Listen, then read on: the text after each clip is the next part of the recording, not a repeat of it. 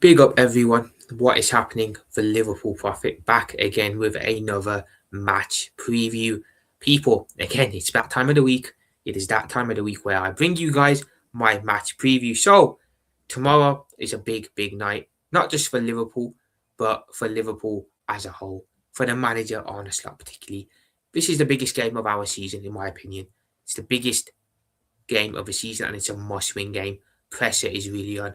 Will we deliver or will we crumble? Remains to be seen. But yeah, here to give you guys my thoughts and feelings ahead of the second leg tomorrow. Thoughts on how it will go. Going to give you guys my predicted starting 11 as well. And of course, at the end, people going to give you guys my score prediction for the game. So people, before we get into it, drop a like on the vid, sub to the channel, turn notifications on so you know whenever content drops. And let me know your thoughts as well, Liverpool fans. Let me know your thoughts and feelings ahead of the game in the comment section down below as well. Having said all of that, let's waste no more time and get straight into it. Liverpool versus Galatasaray.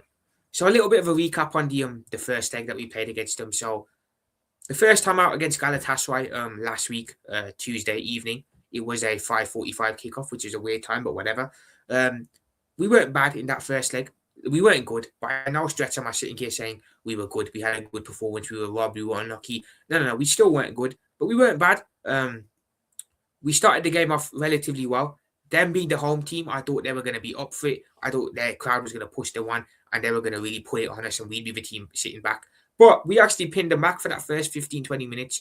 There were times where we were pressing them and they were prone to making a mistake. At the back 4 or 5 times, we pressed them. They lost the ball and we were in a position where we could do something.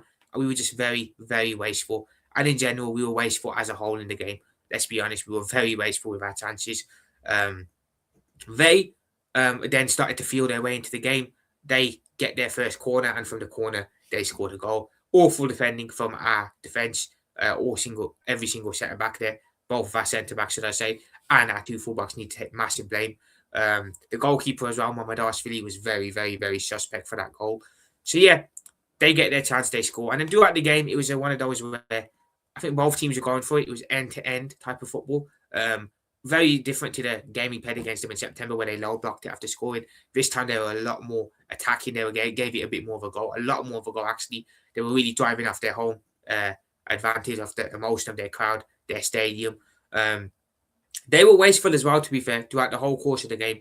They were very wasteful because they also got into some good positions against us. They also were in good positions. And again, they were very wasteful. Like I said, a lot of the positions they got into, they didn't make count. The difference is, while they were wasteful, they had one chance and they did put their one chance away.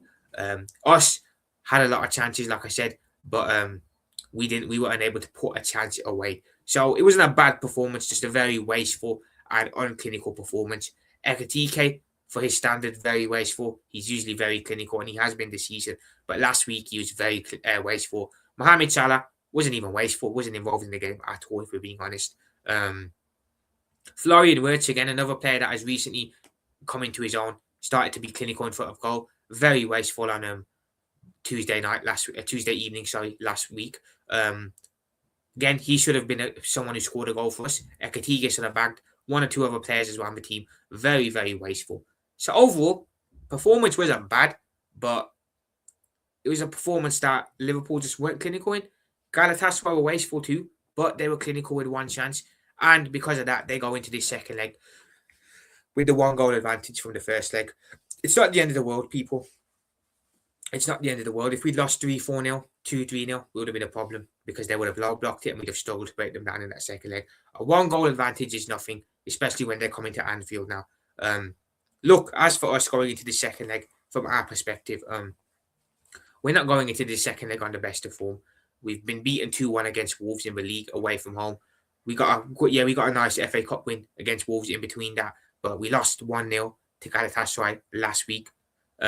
This weekend, played a Spurs team that on paper we should have absolutely destroyed. I know we're struggling, but they have about 14 first team or key players missing, first team players missing, had no centre backs, no Van der Ven Romero, in a relegation scrap, fighting for their lives, haven't won a game in 2026, lost about 7-8 in a row actually, and we were shocking against them with our first team pretty much.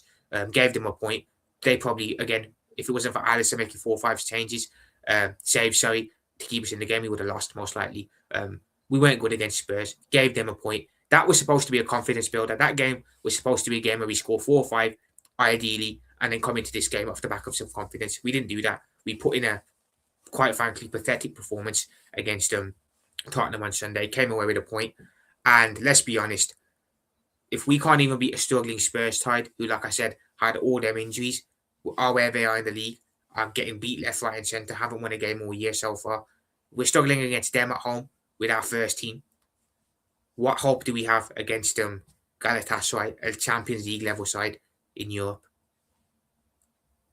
Make it make sense, people, right? The only hope for this game is the fact that the manager rested a lot of players for the Tottenham game. Now, I said after the Spurs game, it felt like he was prioritising this game tomorrow as the main one, the one we need to win. And he kind of saw the Tottenham one as a free hit, which he shouldn't have, because we're still in the top 5 race in the league and we still need to qualify from the top 5 and finish in the top 5 come the end of the season. But he, of course, was obviously looks like he prioritised this game. So Konate got a rest. Konate was rested on Sunday. Gomez came in. Kirkes was rested on Sunday. Robbo came in. The attack was completely changed. Gakpo went up top as the striker. Wirtz was on the left. Soberstein the 10. And then Rio and Gomorrah surprisingly got a start off the right wing. Again, the other players came on. Salah came on and Ekitike came on in the game. They didn't really do much, so let's be honest. So my hope is that because we rested a lot of key players, Ekitike, Mohamed Salah, Konate, Kirkes, for Sunday's game, my hope is that for this game, having had the rest, they're fresh, they're ready to go, they're fired, and they're up for it. This is a game where we have to come out the blocks firing. We're 1-0 down, we're chasing the tie. There's no third leg or fourth leg. This is it tomorrow. We have to come out the blocks firing. And the way we play football, the way we're playing on the slot, I just don't see that. I'm hoping, I know it's a big ask, but the crowd are going to have to be up for it tomorrow. There were boos on Sunday against Tottenham. Understandable. Completely understandable. But there were boos. My hope is that for this game, the fans can just find it in themselves to be up for it, make Anfield electric, and then hopefully the players can drive off that emotion and put a display on the pitch. Going to have to come out firing, and we're going to need the fans for this one. Like I said, this is a big game in our season. A big game not only in our season, but a big game for our manager, Arne Slot, as well. His job, his managerial situation at Liverpool, basically is depending on how far we go in the Champions League and if we win it or not. So, and naturally, I understand. I can see from his perspective why he took the Spurs game less seriously and why he's taking this game a lot more seriously. I can understand it. I do get it, even though I don't agree with it. He's naturally focusing on this game because he probably knows and has been told, unless you win the Champions League, unless you do something special in this competition, you're being replaced in the summer. And I understand that, completely understand that. The club are perfectly right in saying what they're saying and briefing him that. So he's taking this game more seriously. Can't afford not to lose, or not to win, sorry. Cannot afford not to win. Galatasaray have got no fans. They have no away fans travelling to this game. They're not allowed. It's going to be all Liverpool fans in there. Our fans have to swarm their players. Our players should be up for this and be swarming them. They've got no backing Galatasaray. It's just them coming to Anfield. So it's like this. Come at the blocks firing. And if we get an early goal, happy days. An early goal is crucial. Because for me, I think they will come in a low block. Because if you do attack us, we do get space against you. And we can get through the lines. We can get joy. They will probably have done their homework and they will have seen Liverpool's weaknesses, defensive teams and low block teams. So I think Galatasaray play a low block in this game and they sit on their 1-goal lead. And they will, of course, look to counter on us when they get the opportunities. So we're going to have a lot of the ball tomorrow, I think. And it's going to be up to break the low block down. Early goal is crucial, man. If we can score in the first 20 minutes, 10 minutes, happy days. It's game one. Because then they have to come out. They have to give it a go. And then we'll be able to get joy in behind them. The longer that game goes on 0-0 tomorrow night, the more worried we'll all get in the ground because against low blocks, we're bad. And the more comfortable they get, the more the game goes on 0-0, the more comfortable they're going to get sitting in a low block. And the harder it's going to be for us to break them down. You know what I'm saying? So it's crucial, very, very, very crucial that we start fast tomorrow. A goal before halftime, brilliant. A goal in the first 10, 20 minutes, brilliant. Early goal, crucial. If that's 0-0 at halftime, if it's 0-0 come for 60th, 70th minute, we're screwed. We are screwed because we won't be able to break them down. So that's my hope, that Liverpool come out firing. And like I said, if we go out in a bad manner tomorrow, it's going to be a bad atmosphere in that ground, in the ground at Anfield. The ground was on edge on Sunday. Like I said, there were boos, and rightly so, after dropping points to that abysmal Spurs side. Anfield's on edge. I feel like it's 70-30. I think 70% of people want the manager gone, 30% still back him. I feel after Sunday, he's lost another 10%. So I feel like he's lost another 20%. Actually, yeah, he's lost another 10%. So I genuinely feel like there's only about 20% of people that still back him in the ground now. If we lose on Wednesday tomorrow in a bad manner too, I feel like everyone is going to turn on him, because we were close against, very, very close against Tottenham to turning on him in the ground. The boos were crazy. It's going to be 10 times worse if we go out tomorrow. And like I said, the manager knows he needs to win this game. He knows he needs to win, and he knows he needs to advance, because his job depends on how well he does in Europe. You know what I'm saying? Like I said, we are up for it in the Champions League, especially at Anfield, bar the PSV Eindhoven result. However, still, you go into this game with caution. Galatasaray, for me, they're a lot more dangerous at home. I think at home, in front of their own fans, in their stadium, is where they're the most intimidating. I feel if they go away from home, they lose a bit of their aura, should I say. They lose a bit of that fear factor. So they're coming to ours now. What they did to us last week, how they made us feel, intimidating us, with no fans coming for them, we can easily do the same thing to them tomorrow. If we're up for it, we can win, and I think we will. But keyword, if, man. If we play slot ball tomorrow, we are going out. We are going out. So it's going to be up to the players to find a way around this. Like they did against Newcastle, where they ditched his tactics and just went out of the pitch, expressed themselves, and we won 4-1. It's going to have to be something similar tomorrow. Crowd's going to have to be up for it, and we're going to have to find a way to break them down and get through. 3 of the English clubs are out. Tottenham, Chelsea, and City are gone. They got absolutely smoked in the first leg. It's only Arsenal's game against Leverkusen and our game against Galatasaray where there's something to play for. Newcastle against Barcelona too. We could potentially see a week here where all English clubs go out in Europe, which would be absolutely mental. But again, it would just show how poor the Premier League has been this season, I suppose, too. Injury news for the game. There's no injuries. Obviously, the long-term ones, Leoni, who wasn't really going to play anyway. Bradley, of course, out, and Isak is still out, but he is close to a return. So, injury-wise, we're not looking bad. For them, players to look out for are someone. Defensively, Virgil and Ibu have to be on it. We know Virgil and Ibu sometimes tend to have a bozo game every now and then. Tomorrow, they have to be on it, because if they're not, Osimhen is going to feast. He is a gunman, a target striker, and he's someone who, if we give him the time and space, is going to have a lot of joy against our defence. So Osimhen needs to be kept quiet, and Virgil and Ibu need to make sure that he is kept quiet. Other than that, Sane, another one. We know Leroy Sane from his City days has been a nuisance to Liverpool. Was then, probably is still going to be now. Mauro Ricardo is another player they have who's, again, in my opinion, very underrated. Who else do we have in that team? Okay Gundogan, ex-Manchester City player. Another one we know very well from our battles with City in title races. So they have players we need to watch out for. But again, a lot is riding on this game. For me, the biggest game of the season. For me, the season's over if we don't win here. I mean, we have an FA Cup we could still win, but come on. Would anyone feel excited after winning an FA Cup? No. So this game is huge. Even if we advance, guys, check this out. Even if we somehow advance tomorrow, look who we're going to play in the quarterfinals most likely. Another matchup against Paris Saint-Germain. Would you back us to beat them over 2 legs? Absolutely not. I certainly wouldn't. I'll be totally honest about it. I wouldn't. And even if by some miracle we advance past Paris Saint-Germain in the quarterfinals, it's going to be Bayern Munich or Real Madrid in the semi-finals. Do you trust us against Bayern Munich over 2 legs? I don't. So, look, I do think we're going to go out of this competition at some point. I think we are prolonging the inevitable. Even if we manage to scrape by tomorrow, PSG will do us over 2 legs in the quarters. And if by some miracle they don't, and we do get past them, Bayern will certainly do us over 2 legs. So we are going to go out of this tournament. We're nowhere near good enough to win it. We don't have the coach to win it. We have the players that can win it and go all the way. But again, I feel like Slot, I just don't trust him in a competition like this. I trust him to make some idiotic decision that ends up costing us.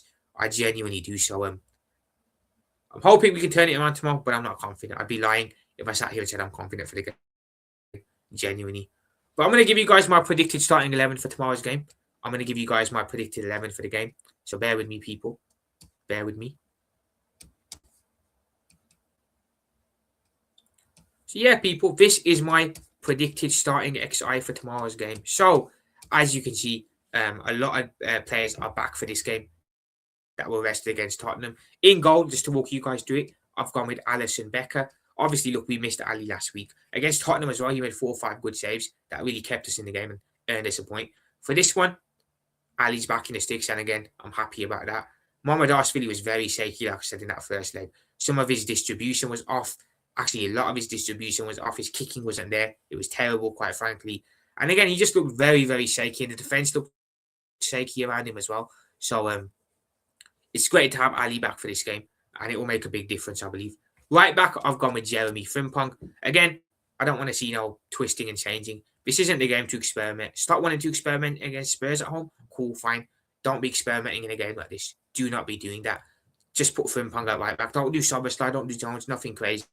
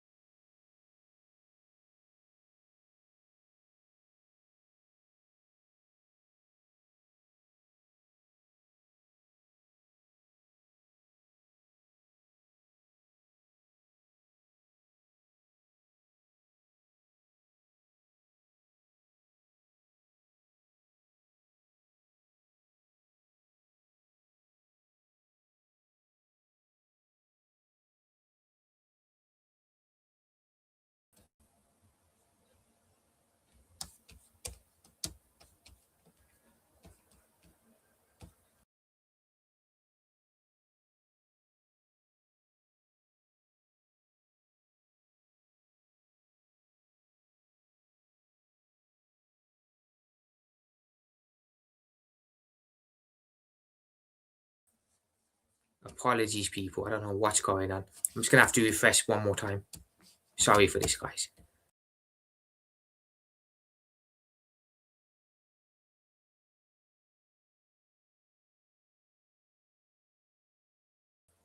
We're back, lads. Apologies for that. StreamYard just completely stitched me up there. Completely stitched me up there. I hope you guys can hear me. But again, massive apologies for that. Massive apologies. StreamYard, fix it up, man. For fuck's sake, fix it up. But yeah, I will before I'm almost done anyway. But yeah, McAllister's not been good, and for this game, we need players that are going to be up for it and players that can carry us through in a game like this, in an important tie like this. So I'd go with Soberslide and Gravenberch personally, but I feel like the manager will play McAllister no matter what. Soberslide again will thrive in his natural 8 position, but unfortunately, I think it will be McAllister. But I'm going to go with Soberslide. Up top again, the changes I've made. Salah, I think, will be back in the team. Rio was great against Spurs. For me, a very a bright spark in my opinion. But for this game, Mohamed Salah will be back, and he will be back playing off the right-hand side. Hopefully he can turn his magic on, but again, I'm expecting him to ghost personally.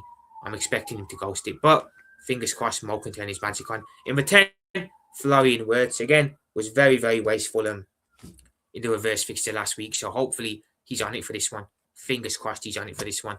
Again, if they play a low block, he's going to be very important between picking the lines out and helping us break the low block down. Hopefully he can create for Salah and Ekitike too. But yeah, off the left, Gakpo. Don't really want to see Gakpo in this game. He's a big weak link at the moment.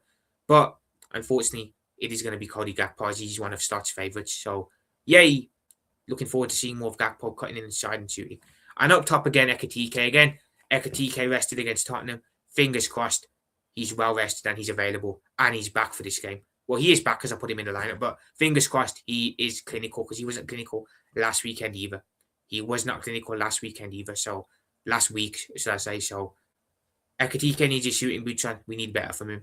If he gets a chance, gotta bury it. Gotta bury it, Hugo. But yeah, this is the team, guys. To run you through it again, Alisson in goal. Frimpong, Van Dijk, Konate, Kirkes as the back four. Gravenberch and Soberstein the double pivot. Salah, Wirtz and Gakpo across the front line and Ekitike up top. On paper, you think that team's good enough to beat Galatasaray, but look, football doesn't work like that, does it? It doesn't. So yeah, just remove that off the screen. Stop sharing that. So yeah, people, that's my thoughts on the game. That is my predicted starting 11. To finish up my score prediction as per usual. Look, I'm not confident, but I've got to back the team. I've got to be hopeful here. I'm going to go with a 2-0 Liverpool victory. I think it'll be hard, gritty, but I'm going to back us to win 2-0. I'm going to back us to win 2-0, go through an aggregate 2-1, and advance to the quarterfinals. What happens after that, I don't know. But I can see any result. I can see a 0-0. I think a 0-0. If anyone predicts a 0-0, again, I wouldn't begrudge you because I think that's nailed on or possibility to happen. I can see Gala winning, but I'm going to back us. I think the crowd will carry us through this. I hope the crowd will carry us through this, and I hope the players will be up for it. So I'm going to go with a 2-0 victory to Liverpool and us to advance 2-1 on aggregate. But let me know your thoughts and feelings in the comments, people, on the game. Let me know your predicted starting 11 as well. And, of course, let me know your score prediction too. But I'm going to head off, people, for that. Hope you guys have enjoyed the match preview. I'll be back tomorrow with a watch-along for the Galatasaray game, so stay tuned. I'll be back as well for tomorrow for the match reaction of the game, so stay tuned for that. But yeah, people, if you've enjoyed the vid, drop a like on it. Sub to the channel, of course. Turn notifications on so you know whenever future content drops. And like I said,